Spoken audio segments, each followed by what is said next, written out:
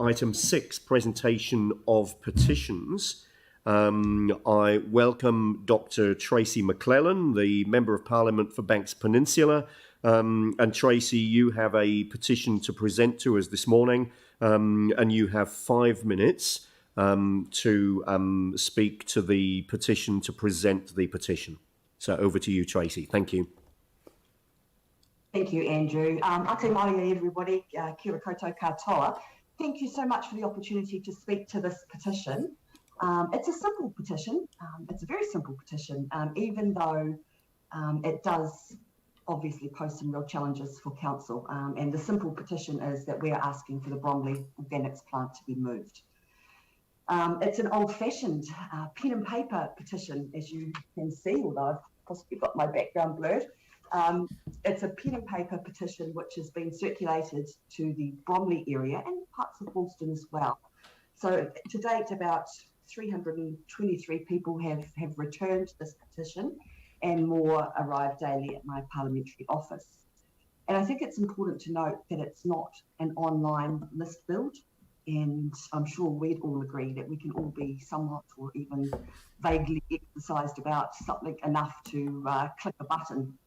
But this is not this. This is a physical community effort, and it was important that we did it this way because the community are really invested in this and they need to feel a part of doing something about the solution. So at my office, we've certainly had members of the public coming into the office, which is on Ferry Road, and handing over these petition sheets. They've been writing in, asking for more copies so that their friends and flatmates can sign up as well. And they've been asking what they can do to help and get involved. And what that really shows is that the people of Bromley and Woolston are quite rightly very passionate about this problem, and that's not something that we should take lightly. I think we'd all agree, and I know that you have heard this before, but this has been going on for too long, and it actually has a really salient and obvious impact on people's lives. Certainly, and I know I've said this before, but when I'm out and about in Woolston and in Bromley, it comes up all the time, every time.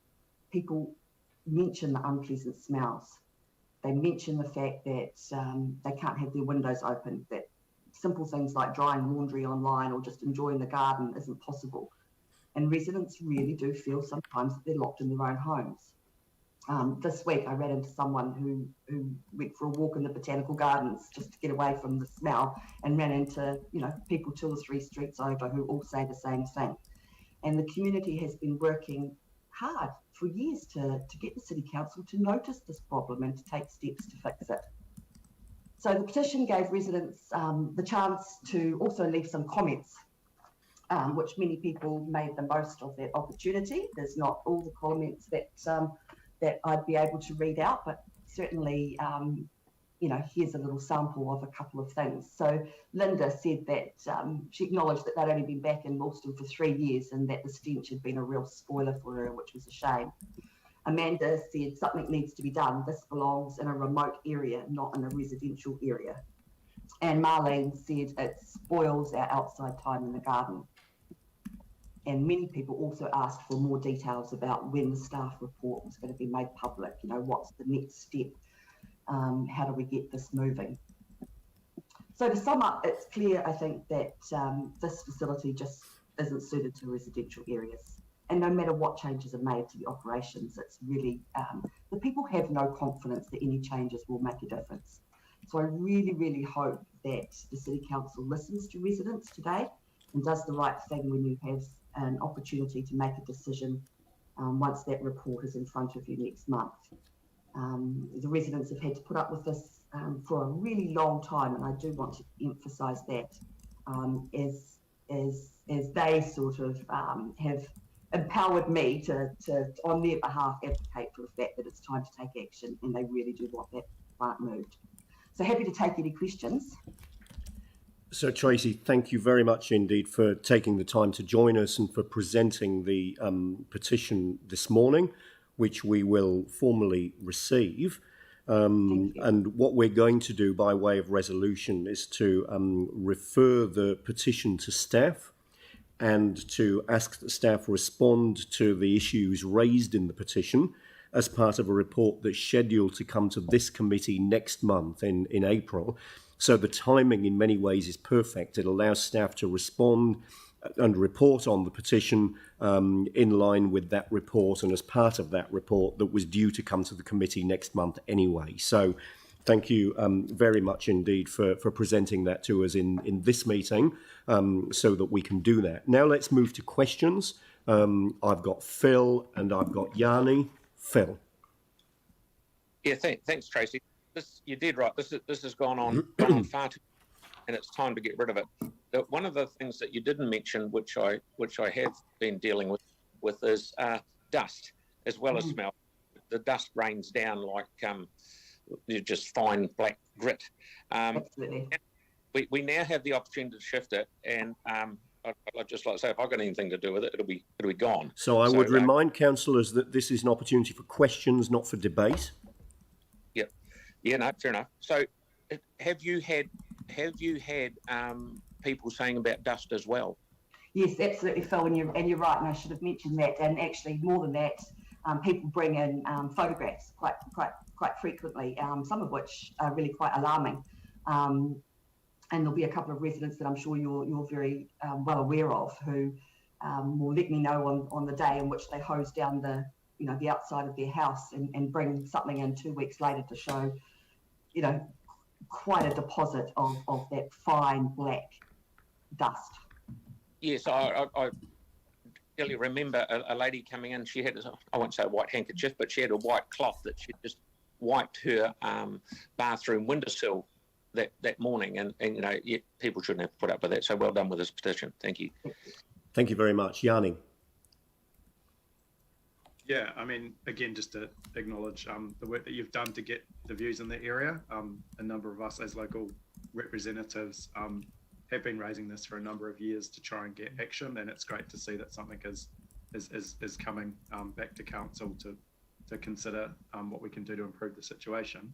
Just in regards to the decision making around the next steps, based on the comments that you've heard in regards to the petition and the desire for more information, do you think, and I know with COVID it's a little bit tricky, but do you think council needs to have some sort of community meeting or virtual meeting around that report so that people, before we make the decision, can have an opportunity to understand what we're proposing and why, and also possibly to specifically give their views? Well, I always think that any consultation is time well spent, Yanni, and I know that you've been very involved and that you've met with these people on numerous occasions and have been supporting them through this sort of process. So I certainly, always think that that's a good idea.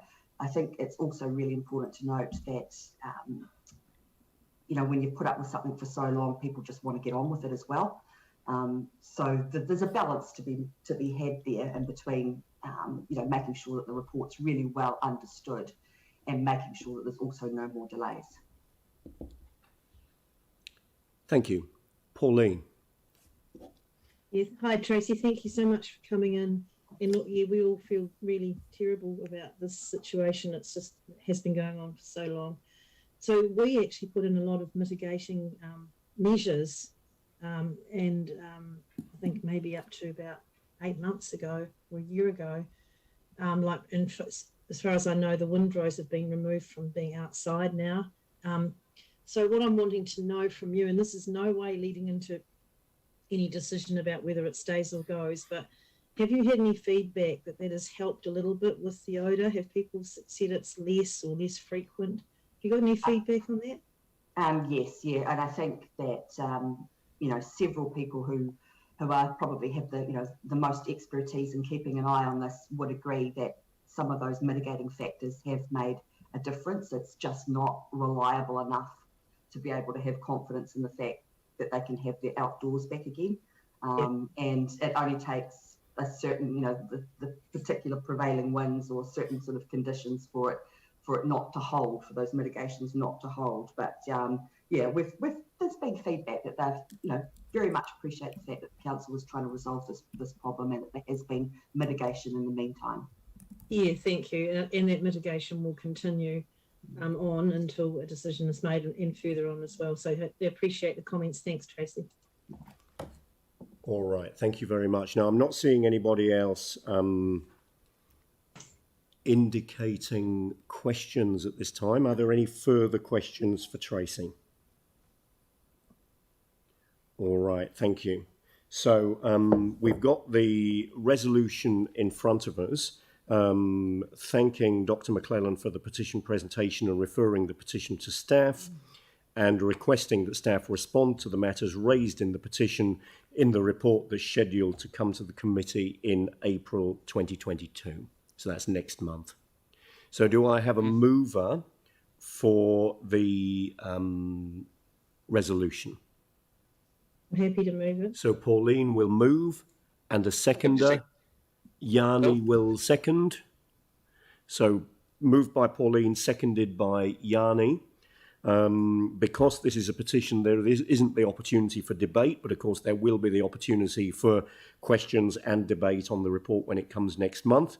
So I'll put the resolution. All those in favour say aye. Aye. Aye. Against? Aye. Is there anybody against? That's carried. Thank you very much. And once again, Tracy, thank you for taking the time to come along to the meeting and present the petition this morning. We appreciate it. Thank you. Thank you very much. Thank you all. Thank you. Thank you.